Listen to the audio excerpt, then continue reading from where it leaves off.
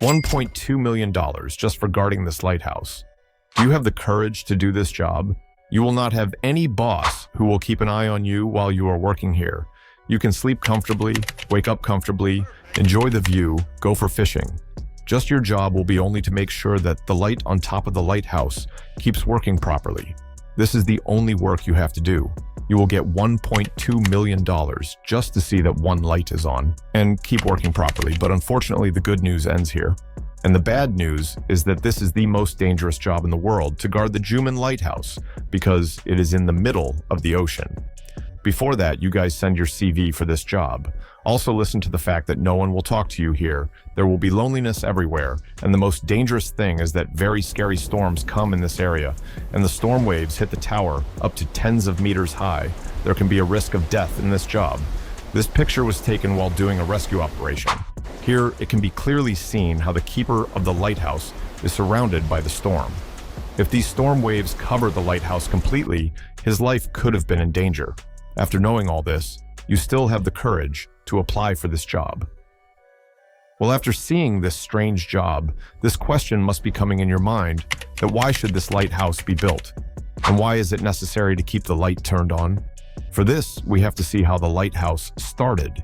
It is from the ancient times when there were no roads to travel, no vehicles, so water was the best way to travel long distances. There was a man named Captain Marcius.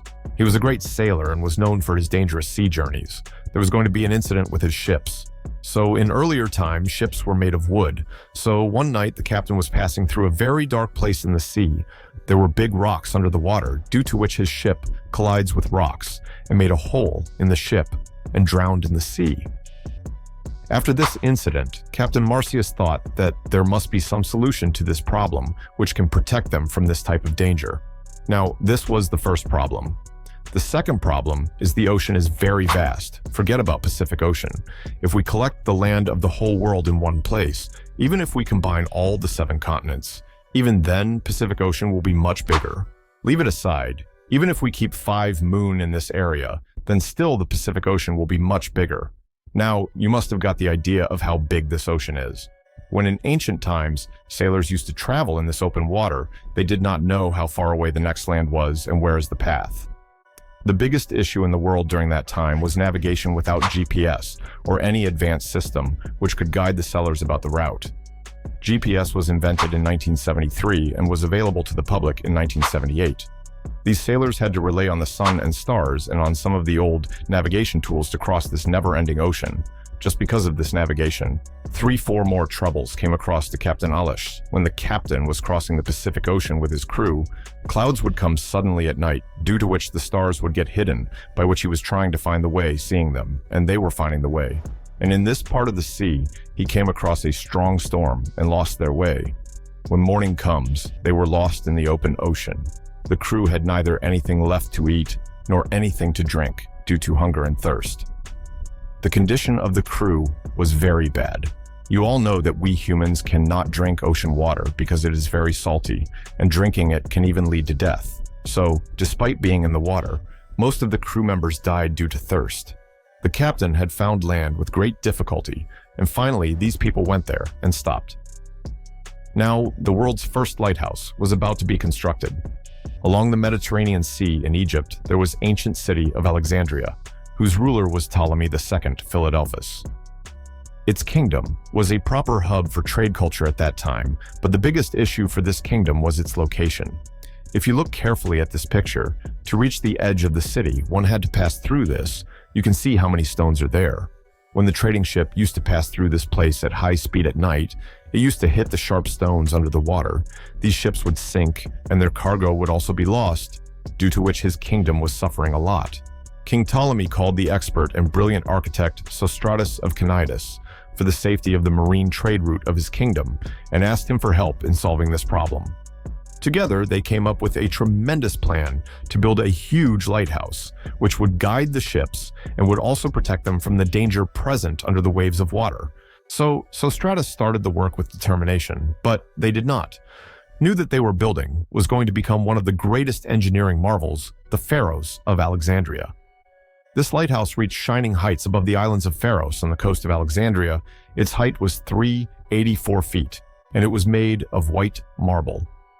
A huge fire burned on top of this lighthouse, which was lighted with the help of oil and wood at time.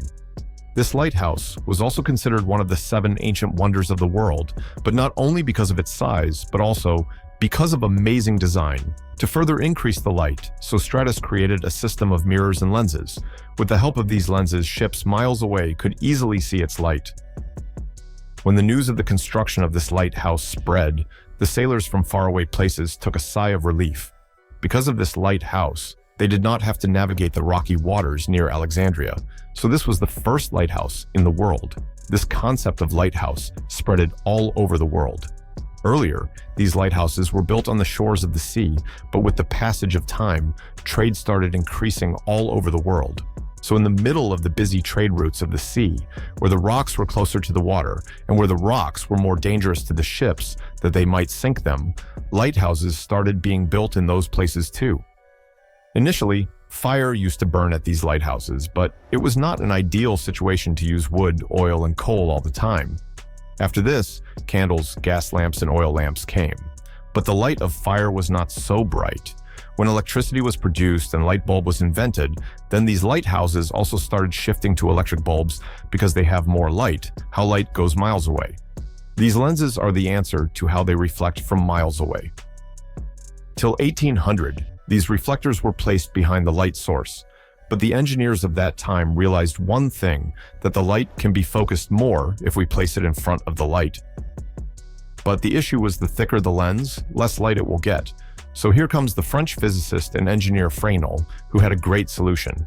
He made the lens thinner and designed it in this way. It was made the light focused on a single point. In this way, the dispersed light could be sent in a single direction. Today, in most of the lighthouses, the Fresnel lensation method has revolutionized the lighthouse, and the light can be seen miles away. So, with the help of these lighthouses, ships could easily know about the danger.